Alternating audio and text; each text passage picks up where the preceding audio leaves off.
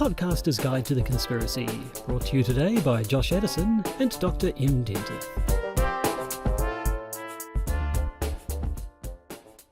Hello and welcome to the Podcaster's Guide to the Conspiracy. I am Josh Edison, they are Dr. M. Dentith. We are sitting here in a chilly Auckland. Is that brandy? Was it delivered to you by a St. Bernard with a cask around its neck? It's the standard whiskey. Yeah.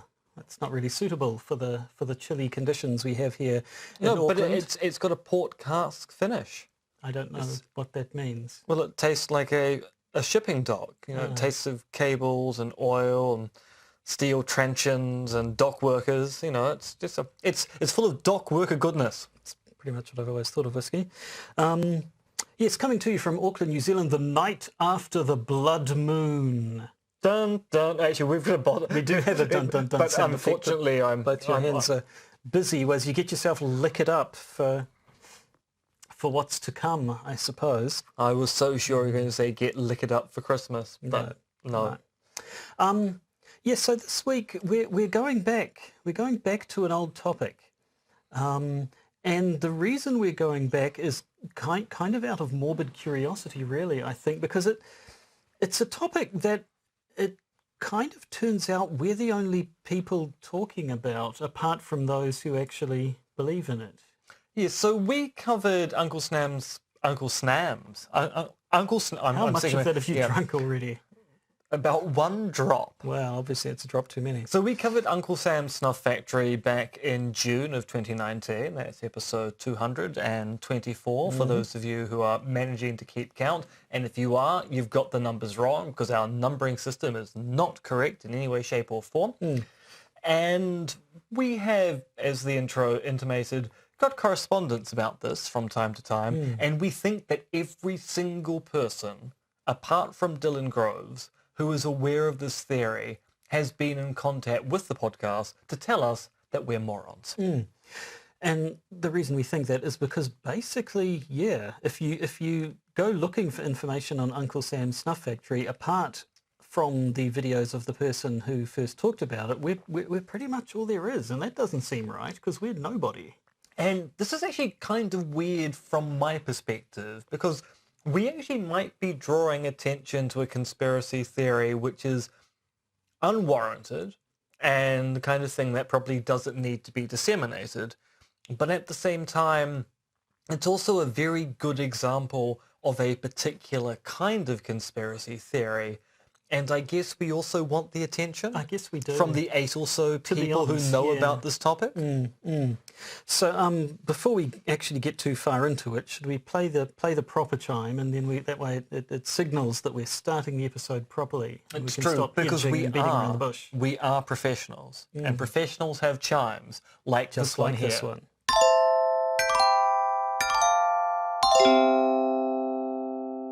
Snuff dough. Yes, no, I can feel it now. It's official. We're properly talking about the topic instead of just pissing about. Yes, we're no longer talking around the topic, apart from we talking are, about right this exact moment. That's what we're doing. So the topic. We are entering the topic now. Yes, the topic is Uncle Sam's Snuff Factory. And not Uncle Snam's Snuff Factory. That's a different one. Or Uncle Snam's Snuff Factory, which is, actually, I can't really remove the N. No. Suff? Uncle Snam's Suff Factory. Sure.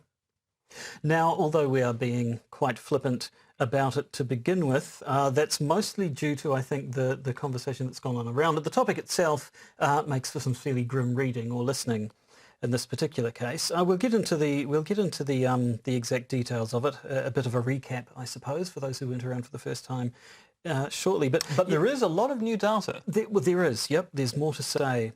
But yeah, the weird thing is, if you go to Google and type in Uncle Sam Snuff Factory, 7 of the first 10 results when I did it were this podcast or links to it. There was what I assume was the original Reddit thread that first got you onto the topic. There was one guy who mentioned it in a comment on one of his Instagram pictures. Okay, I should point out, it wasn't the Reddit thread that got me into it, it was an email. Someone emailed me about it. Right. And now I no longer have that email, but I was emailed about this. So there was one other person who thought they should draw it to our attention, that person believed the theory. So it wasn't a fan of the show going, oh, you people should talk about this. This was someone who wanted to spread the word about the theory, possibly to the wrong people. Possibly. A little like the time that David Icke's PR person got in contact saying, you deal with conspiracy theories. Want to promote David Icke's show? Okay, so sure, if we can get him on it. And so since it seems like we're the only people actually looking into this in any great detail, on a podcast anyway, I guess, we should do it some more and see what happens. But first we should talk about the Internet Movie Database. We should, yeah, because when I Googled Uncle Sam Snuff Factory, the first hit was, I think, a link to the podcast on one of the various podcasting services. And then I think it was either the second or the third was a link to that, an entry for that episode on the IMDb, Internet Movie Database. And well, that's Movie interesting. database. I thought that, I mean, they do everything these days, I think. I thought that's a bit odd. I guess, does the IMDb, I mean, because, you know, we put our podcast up on Podbean, the site where it's hosted, and then it immediately shows up on iTunes and Stitcher and all that, because everybody just because scrapes everybody else's feeds. Syndicated, there's scraping going on. But you think it's something slightly more than that. And so I assumed that, I guess IMDb does the same thing. But I went along and had a look anyway, and it sure enough has all of our episodes there, and which could just be from a robot scraping our feed. That could be easily done. But then I looked at the cast page, and it lists the two of us. It lists everyone we've ever had as a guest and what they do. It lists my children with the title of Josh's Children. In fact, it lists, I think, everyone who's ever been on this episode except Drew. Oh, now that's It's been a long time since we had Drew on, but still, we have had him more than once. And so that seemed to be the sort of information that you could only get from actually listening through each podcast episode. And apparently not liking Drew. Because, I mean, as you point out, every single person aside from Drew. All of the academics with their titles and what they were doing here. David Icke, obviously. And so that either they've got some really good AI that actually scans through the whole episode, and at which point we have to work out what is it about Drew's life he's able to escape the system. Is this an enemy of the state situation, Drew? Are you doing a Will Smith? Do you have a blender? Or a very dedicated person who doesn't like Drew, who is unknown to us, is going through the IMDb. I put in the name of a couple of other local podcasts and they didn't seem to have an entry. So possibly we have a dedicated fan who's keeping our IMDb entry, which they created, up to date in meticulous detail. And I suspect we will know whether that's the case if within the next week or so Drew suddenly appears in the cast notes. Yes, we'll have to see. Oh, the story gets more and more intriguing as time goes by. Enough about us. Enough about, and indeed, most of the comments that talk about the previous episode start by saying, why do these guys go on about so much rubbish before they start to? And the answer is because this is a podcast. Have you never listened to any podcast? It always starts with the hosts rabbiting on about bollocks before they actually get into the... Especially when the podcast hosts are in their 40s and have a long-standing friendship, and thus use this as an excuse to spend time together because of their very, very busy lives. So busy. Actually, my life isn't really that particularly busy now, although it's going to get very busy very soon, but more on that in a later episode. Anyway, so to the topic at hand, Uncle Sam Snuff Factory. How many times have we said to the topic of hand this episode? Not enough, because we're going to keep saying it. Uncle Sam Snuff Factory is a story, I guess you could say, promoted by a person on YouTube currently going by the name of Dylan Groves, who's an alleged survivor of a child snuff ring in Killeen, Texas, called Uncle Sam Snuff Factory. Yes, a government-run facility in which children are abducted, or in some cases are raised in, I think, and then murdered and mutilated in all sorts of horrific ways, and filmed for the purpose of your depraved satanic pedophile types. Yes. We'll get into the details as to exactly how the system works later on. Now, last time we talked about it, we talked mostly about the theory around Uncle Sam Snuff Factory. What we didn't talk about was the township that the factory is said to be located in, which is in Killeen, Texas, which is very close to Fort Hood, which is a major military installation. Now, this time round... I don't think that Groves actually identified Fort Hood as the location of Uncle Sam's Snuff Factory, did they? I don't think they did, but people immediately said, "Oh, Killeen, Texas, Fort Hood, that's the one nearby." Because so it was identified. As we're about to find out, there's a lot of oddities. There's a lot going on in Fort Hood and Killeen, Texas, yes. Which actually, in retrospect, may make sense of some of the theory, given just how weird Killeen, Texas turns out to be. So we'll start with something rather mundane, which was a family saw a UFO in Killeen, Texas back in July 2019. That's a thing. It doesn't sound directly related to satanic pedophiles, but it's weird. And also it turned out to be, well, actually it did turn out to be an unidentified flying object. It did not turn out to be an alien flying saucer. Yes, it was eventually identified as a bundle of balloons from a funeral, I think. Yes, about 50 silver balloons had been released after a funeral. I don't know why, and that was what was spotted in the night skies.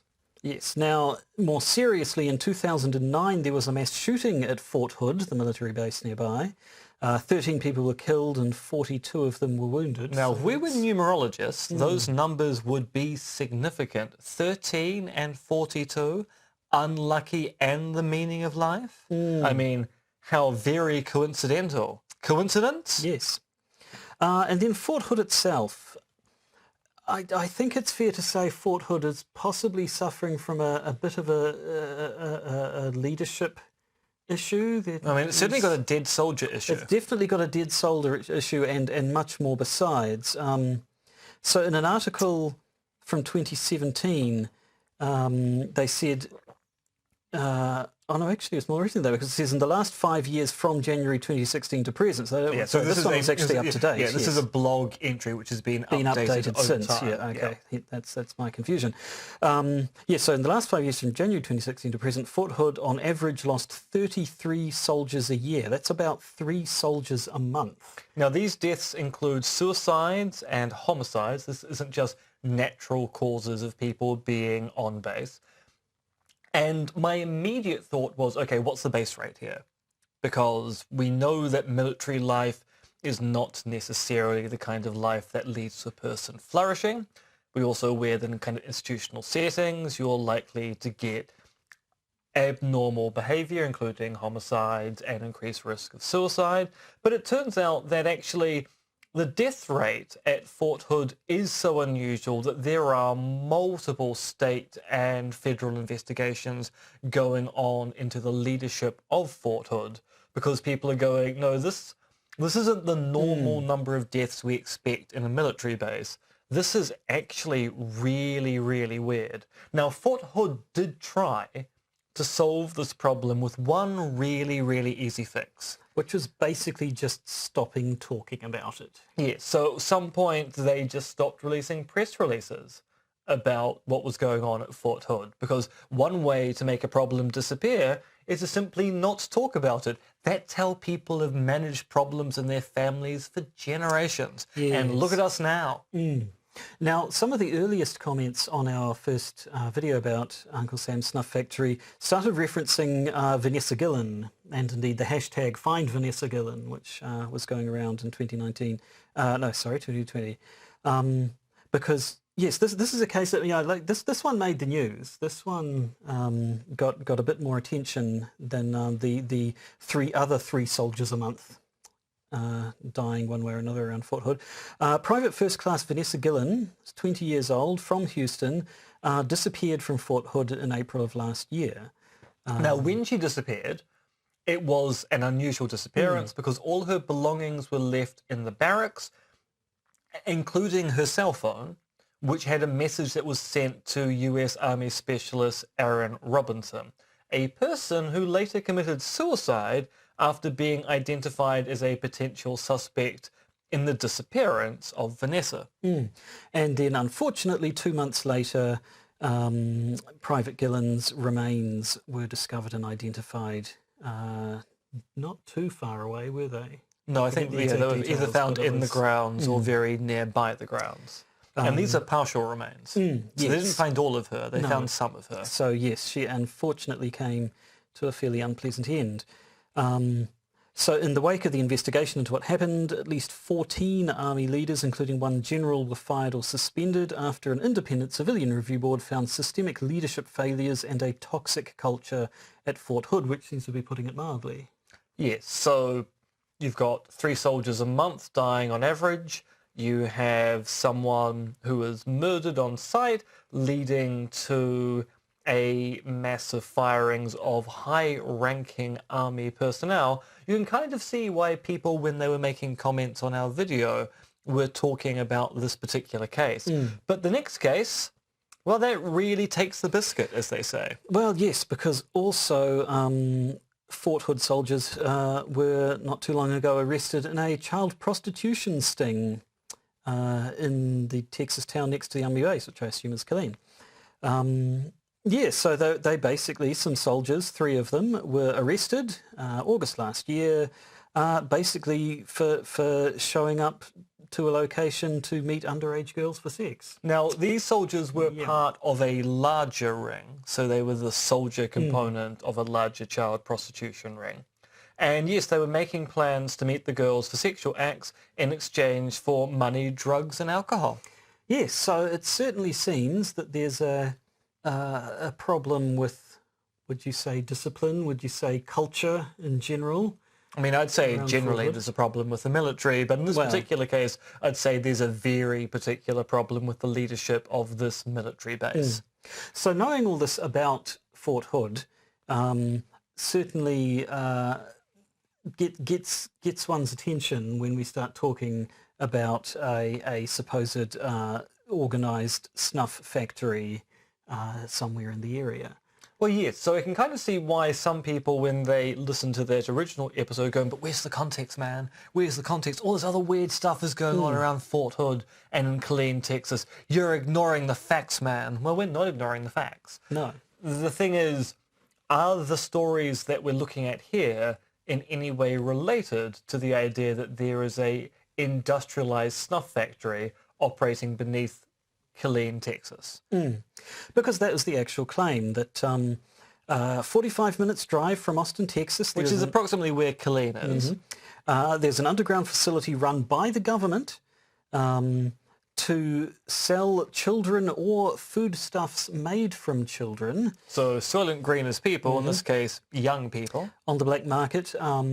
There was the idea that the majority of these children were people of colour, and Groves described a lot of went on as a kind of genocide, racially targeted, with white supremacist sort of overtures. Apparently this is not the only such facility. Other nations have their own snuff factories, and there's just lots and lots of horrible claims about horrible things happening to children in these facilities. Yes, so she goes on to some length describing how the children are prepared as foodstuffs and the kind of kitchens they have for serving this foodstuff to other children in there, because it turns out part of the snuff factory is not just creating food from children, but then feeding other children that particular food.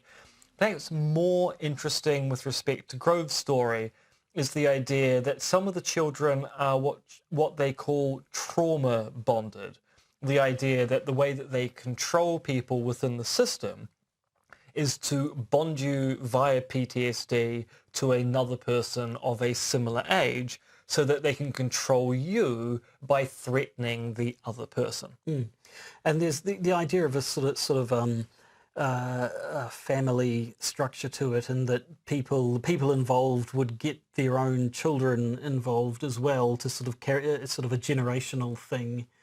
I should sort of, we're saying Groves at the moment because Dylan is the name they're using currently. They have used other names in the past, and as we'll talk about in a little bit, also claim to suffer from polyfragmented dissociative disorder and will identify as a variety of other alters in their videos. Yes. Yeah.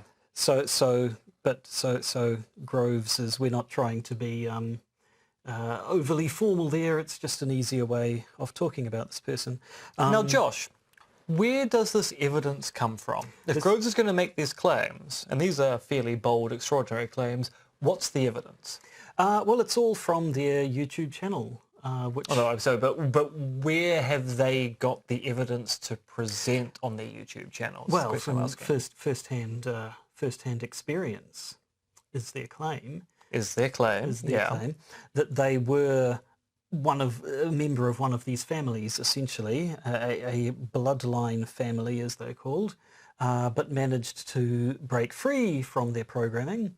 But crucially, only realised this recently, because all of the evidence is from recovered memories. Now, that will probably send a lot of alarm bells ringing in people's minds, because what we've described sounds very much like your standard satanic panic from the 80s and early 90s, which also rested on the idea of recovered or facilitated memories, where people were put into situations where they recovered memories of traumatic events which they had suppressed in the past, most of which, and I'm saying most here because even though I suspect almost all of which there may well be some legitimate cases, turned out to be fraudulent. Yes, I mean, if you're our age, you were around for the first round of Satanic Panic, and you're probably a podcaster. And of course, it has to be said that the Satanic Panic type moral panics of the past can trace their roots all the way back to the sort of the Jewish blood libel protocols of the Elders of Zion type stuff anyway. There is actually a long history of people claiming that some particular group within society is doing horrible, depraved things to our children. In the past, it was sort of, in the Satanic Panic was daycare workers, and there was always some implication that was a bit of a reaction to increasing numbers of women entering the workforce. Well, I mean, therefore increasing numbers of children. You can't have that, Josh. I mean, they'll ask for the right to vote next. There they are, going off to work, leaving their children in the hands of these monsters. And then, obviously, of course... Because, I mean, as we know, men can't look after children. No, they are biologically incapable of looking after anything, including doing their own washing. Last time I was looking after my children, I literally threw them into the oven. That's not actually true at all. Please don't take away my children, Family Services. No, but obviously, of course, and this kind of became more of a thing after we recorded that first episode. QAnon, obviously, is neck deep in stories of satanic pedophiles sucking the adrenochrome out of children and drinking their blood and what have you. Actually, Groves has a fairly interesting relationship with the QAnon community. Well, yes, that's the thing which we'll have to get into because we never really talked about that. Because, I mean, a couple of years, QAnon was very definitely a thing when we first talked about this, but I don't think it hadn't metastasized into its current form as much back then, I don't think. Bit hard to tell because, of course, the problem is our experience of QAnon here in Aotearoa, New Zealand, is very different from the experience about people who have an interest in conspiracy theories have, say, with respect to the US. So QAnon kind of came late to us politically because we are not America, whilst people who were in the bowels of America, like you would be if you're in Killeen, Texas, probably had more interaction with QAnon if they're looking into theories of this particular type. Now, Groves refers a lot to Project Monarch, something that they were subjected to and only after a long time were able to free themselves of. Project Monarch is allegedly a spin-off of good old MK Ultra. Now, we know MK Ultra was a thing. There's plenty of documentation to show that is a thing that actually happened. Not nearly as much documentation as there should be, I understand, because it did destroy a hell of a lot of it. Yeah, so it's a little bit like so MK Ultra was a CIA program. You might recall that the CIA also had their so-called enhanced interrogation program. And they ended up producing what was, I think, a 5,700-page report into their enhanced interrogation program.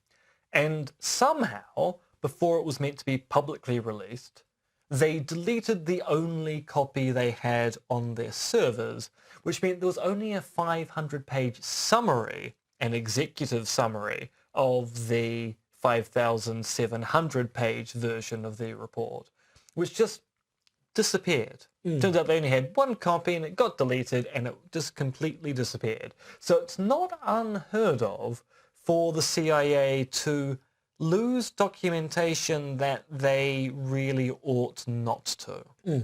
Nevertheless, MKUltra, which was basically in the 60s when everyone was experimenting with drugs, the CIA was at it as well, and they were looking for also, I mean, there was all sorts of stuff. There was the idea of, can we use it to program people into Manchurian candidate type things? Can we use it to spy on Russians by sitting in a ranch in Los Alamos and thinking really, really hard about Moscow? Can we use it to interrogate, to help with interrogations and get people to tell us everything they want?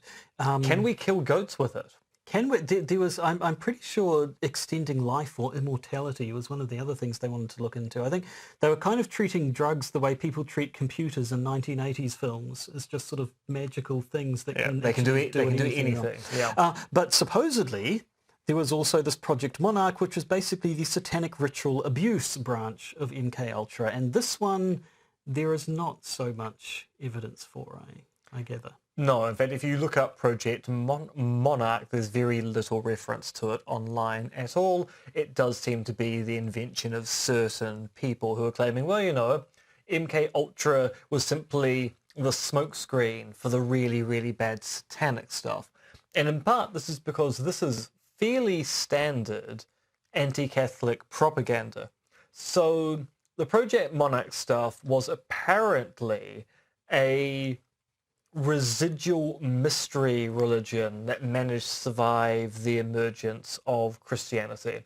And it kind of rumbled around in the background with people engaging in their mystery religion stuff from the ancient world until Adam Weishaupt and the Illuminati got involved, started infiltrating a whole bunch of Freemasonic orders and bringing with them their esoteric mystery religion, which was apparently based upon freedom, equality, and being nice to one another, which are some of the most insidious things a person can possibly suggest to a Christian. Shocking.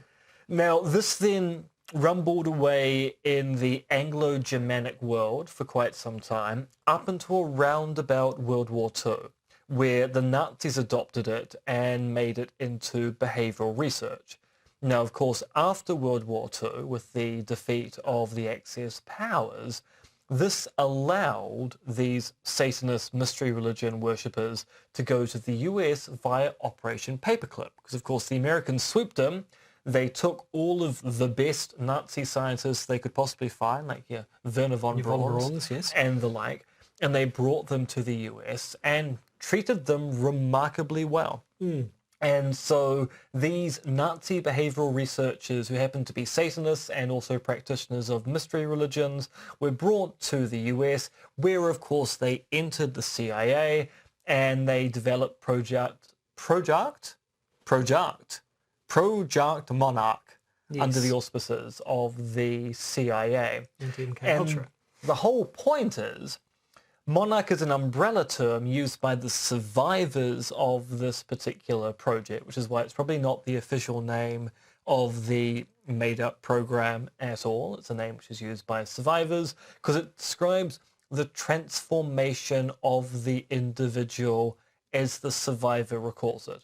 So the whole point of Project Monarch was to create alters in people in order to make the subjects controllable by suppressing the original personality and creating an alter which they were able to control and condition, often via electroshock, and they would be able to update their programming via a whole bunch of occultic imagery that, because they were the CIA, they were slipping into a whole bunch of popular media. And indeed, Dylan Grove kind of talks about the idea that people are putting this imagery into their YouTube videos unbeknownst to them. Apparently Stephen King books are full of this sort of imagery, which is possibly fair.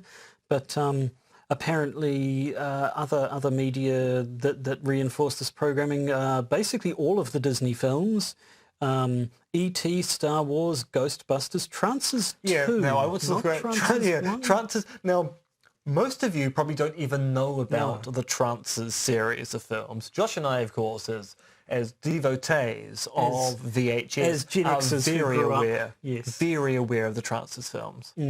Grew up watching crappy budget movies from rented from the local video library, watching them on VHS. In the wee hours of the morning, old tapes, it was sometimes almost impossible to watch. Actually, did you watch the most recent Trances film? Because they did make one a few years ago. No, I stopped. I mean, in the same respect that Don Mancini, who did the Phantasm films, allowed someone to make a kind of official fan fiction Final Phantasm film.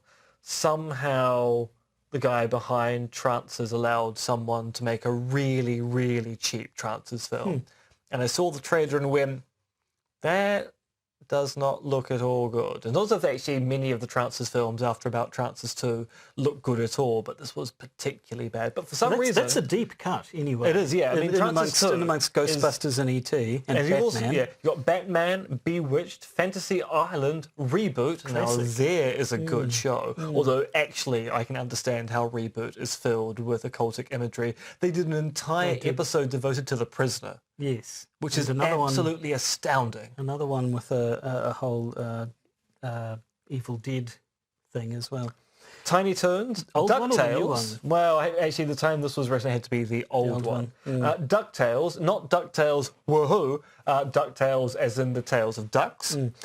The Dead Sea Scrolls. Now, that is not, as far as I'm aware, a pop Maybe they mean references to it elsewhere. Yeah, because I mean, I'm not even aware that they've made a TV series out of the Dead Sea Scrolls. Also, it would be a really boring TV series. Have you ever read the Dead Sea Scrolls? It's not exactly compelling. Not a lot going on. But yes, I mean, these are... So it's everywhere, essentially.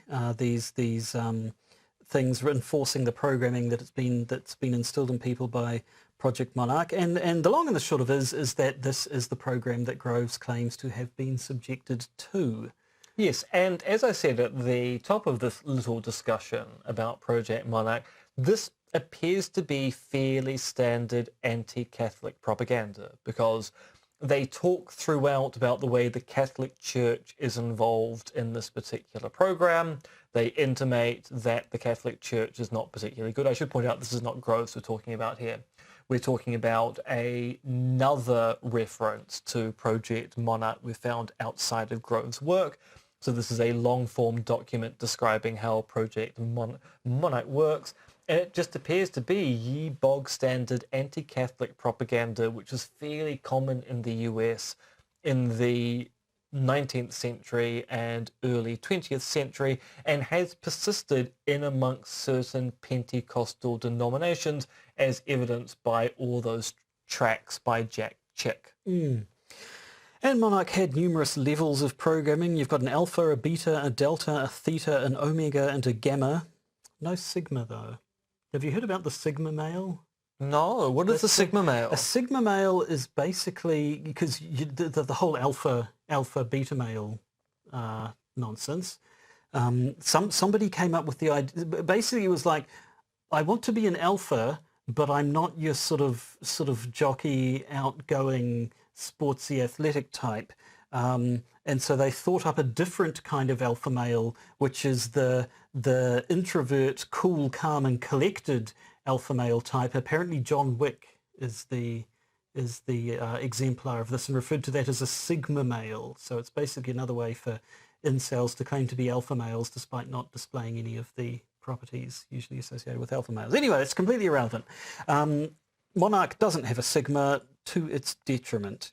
But a lot of these programmings, Delta is the killer programming. Supposedly, it sounds like you're Well, it's named after Delta Force. Delta Force sounds like your Manchurian Candidate style thing. I was going to say. There's Omega is a self-destruct form of programming, which basically forces people to become self-harming or suicidal, which is basically activated, I guess, if they know too much or look like they might be getting out of the program or something. But I like the description of Gamma.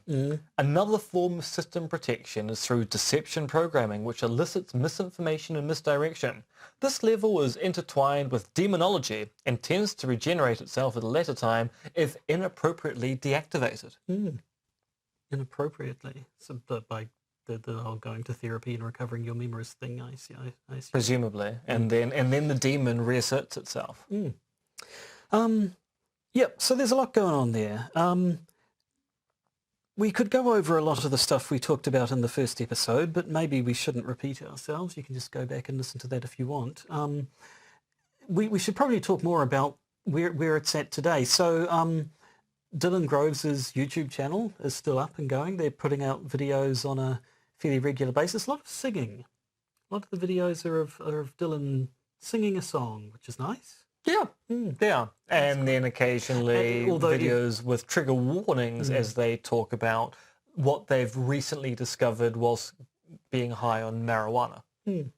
Although actually even the singing songs are always referred to as Monarch Survivor Sings, whatever song they happen to be singing at that time. But anyway, so yeah, I mean, they're not slowing down. But yeah, the QAnon stuff, which we never really drew any sort of connection to last time. I think we do need to talk about that a bit. I mean, right back at the beginning, when I was talking about what you find if you go searching for Uncle Sam Snuff Factory on Google, one of the few results that isn't a link to our old podcast episode is from a website called the Orion Lines by a guy who apparently, quote-unquote, solved the Nazca lines and renamed them the Orion Lines. And it's one of those websites. There's a lot going on that website, but it has a page specifically devoted to Uncle Sam Snuff Factory, but then it just talks about everything. Pizzagate shows up. Apparently Pizzagate was covered up because James Alefantis is actually James Rothschild. Who's James Alefantis? I have no idea. But they were a Rothschild anyway. It's one of those things I probably should know. So as you talk, I'll check to find out who James Alefantis this person on this site also says CERN is a stellar doorway to the satanic force, the Orion Group. Well, everyone knows that. Is something to do with their lines. And a classic a little bit further. This is still all just on the page that starts talking about Uncle Sam Snuff Factory. All right. So James Alefantis. This is Wikipedia. James Alefantis is the American chef and restaurateur. He founded and owns two restaurants in Washington D.C., including the pizzeria Comet Ping Pong and the American restaurant Buck's Fishing and Camping. Okay, right. So apparently he's actually a secret Rothschild. And indeed, if you actually just do a search for James Alefantis, the autocomplete is James Alefantis Rothschild or James Alefantis Podesta. Why do all your favorite stars look like shit? Because Trump ended their adrenochrome supply. These people are sick.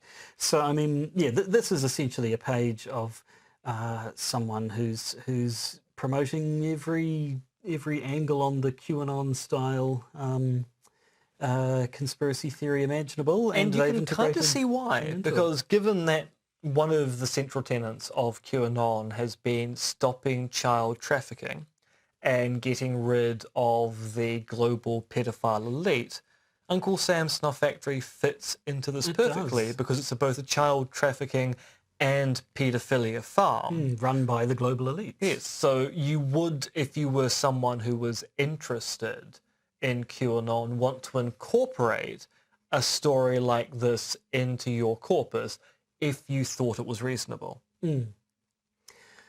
And maybe I suppose we should round things out by addressing, first of all, do we believe in Uncle Sam Snuff Factory? I'm going to go out on a limb and say no. I'm going to go and say no. Yes, I mean I don't. It's one person talking on YouTube. Now I've looked at a few of the videos. There are a lot of comments about I'm a body language expert and I can tell this person isn't lying. To which some people say, well, that just means they believe what they're saying. It could still not be true. Yeah. And to which I say, no, you bloody can't. Anyone who says they can easily tell when people are lying is wrong, because you can't. It's And like, numerous studies have shown that. But it's anyway. like the classic case of TERFs who go, I can just tell by looking at someone whether they're biologically male or female. And then you put 4 pictures up on a screen and go, right, so can you point out who the transgender person in this photo is? Oh, it's obviously that person. No, you're wrong. It's all of them or none of them. And no, you're just trying to form a case. No, you claim that you can just spot these things by looking at photos, or these people can say they can read someone's body language by looking at a video. It's a case of no, because it's bunk science. It's not even real. Yes, I mean, it's all of this stuff, as we've seen in things like the talk of targeted individuals and so on. It sounds like either the cynical reading of it would be it's all just a bit of a LARP, and this is just a story that they're spinning for attention or whatever. The more sympathetic reading would be that this person does actually believe it, but it's a result. It certainly sounds like, as do the targeted individual types, sounds consistent with some form of mental illness. They do claim to have this polyfragmented dissociative disorder, or dissociative identity disorder, which is a little bit controversial in terms of the medicine, I believe. Yes, let's just say, the medical stuff and the psychological stuff here is very, very contentious as to whether DID actually does exist.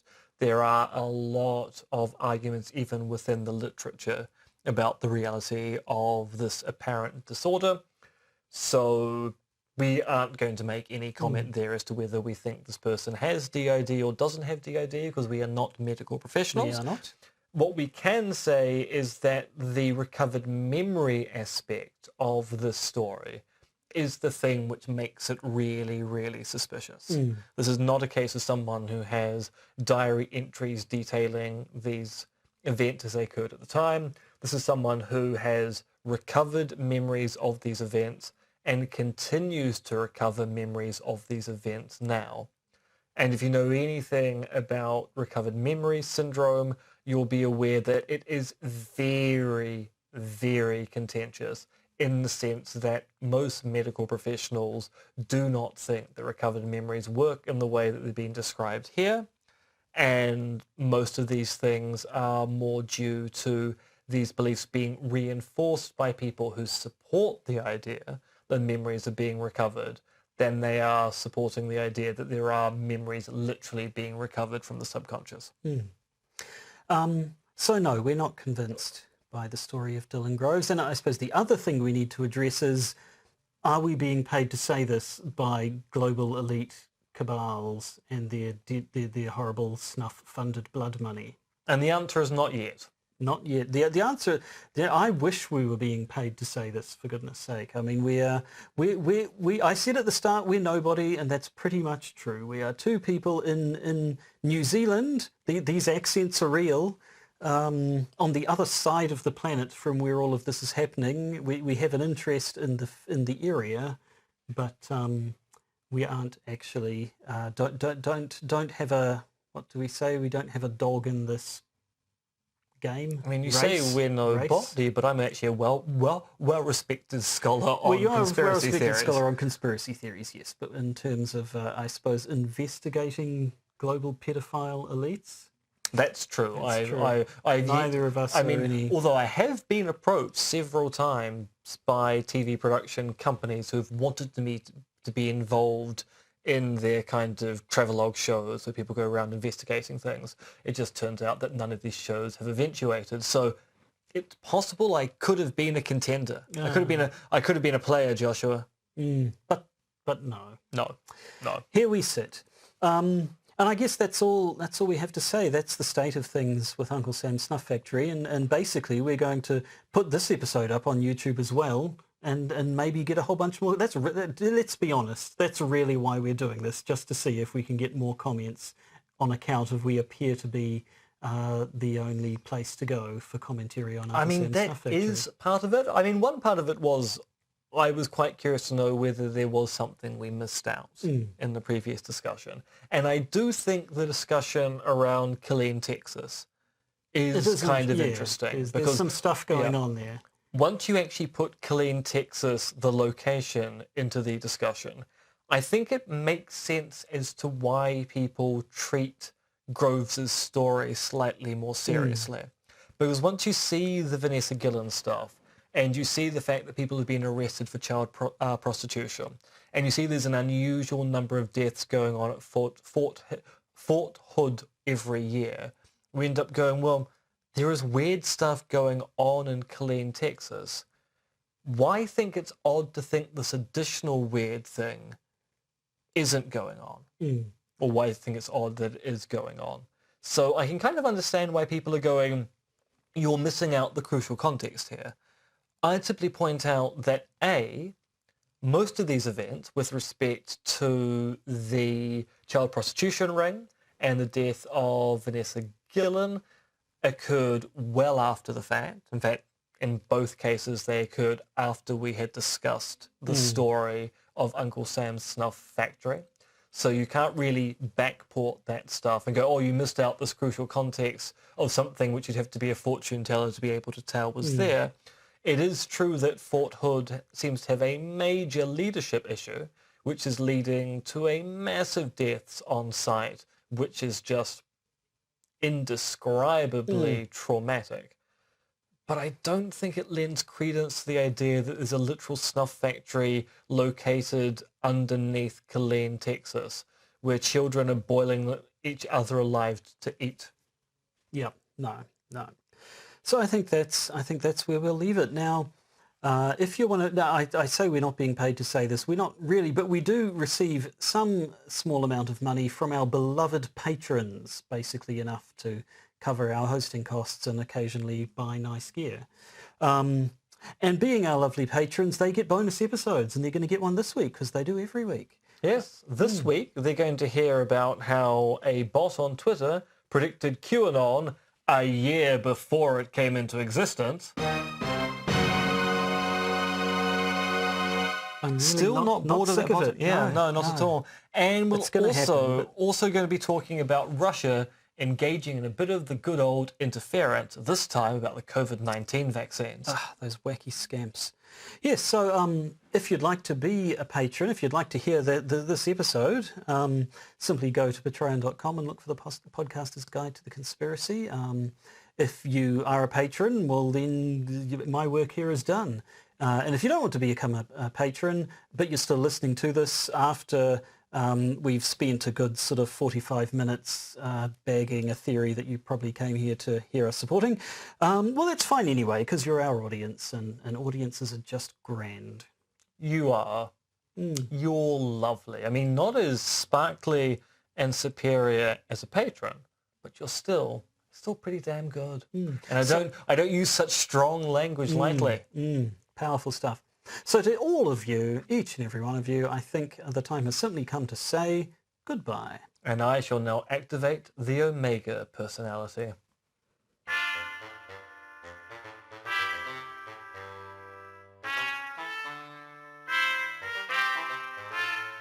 You've been listening to the Podcaster's Guide to the Conspiracy, starring Josh Addison and Dr. M.R.X. Denton, which is written, researched, recorded, and produced by Josh and M. You can support the podcast by becoming a patron via its Podbean or Patreon campaigns. And if you need to get in contact with either Josh or M, you can email them at podcastconspiracy@gmail.com or check their Twitter accounts, monkeyfluids and conspiracism.